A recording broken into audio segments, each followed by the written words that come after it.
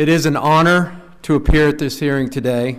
As mentioned, I have over 42 years of active experience in the criminal justice system as a prosecutor, as an agent, and as an attorney. And that informs my testimony today. I served under 7 FBI directors, 7 attorney generals. While attorney generals are cabinet appointments and politics goes with the position, this should not be the case with the FBI director, who has a 10-year term that was designed to insulate the position from politics.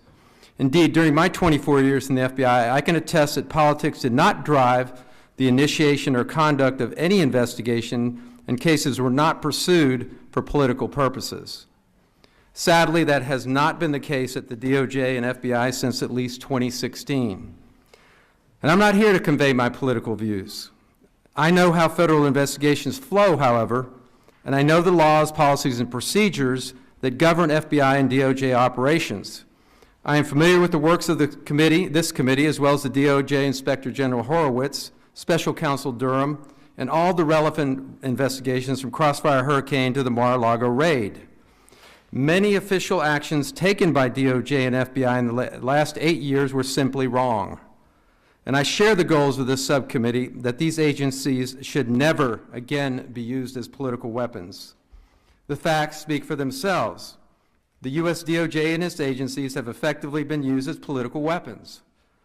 This has taken the form of selective and hyper-aggressive prosecutions of political opponents, while slow-walking and even sabotaging investigations of favored political figures. There has been coordination with and even funding of state prosecutions of Donald Trump. There has been use of some of the most intrusive techniques available against political opponents of Joe Biden, and injection of personal animus and political views into investigations and prosecutions.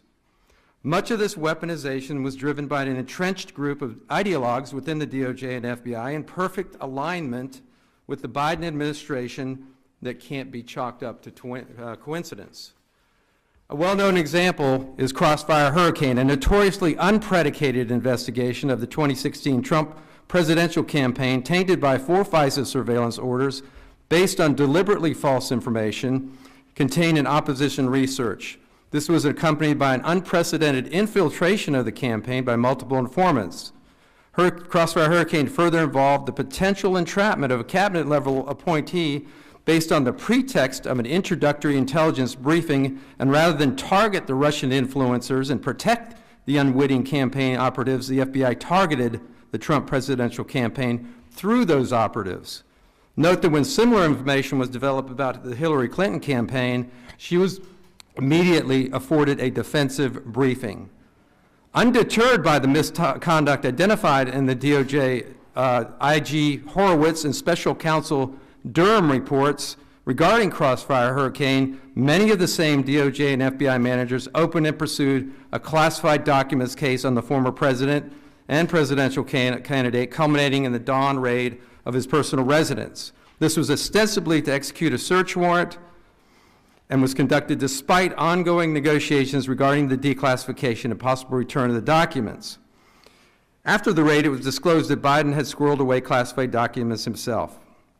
In another example, the inexplicably tepid DOJ-controlled FBI investigation of the Biden family influence peddling schemes, despite the existence of over 170 bank suspicious activity reports, multiple witnesses, 20 offshore corporations, 19 million in potentially illicit proceeds, and from hostile and corrupt foreign governments, oligarchs, and shadowy international characters seeking official favors, and a laptop full of evidence, the investigation languished.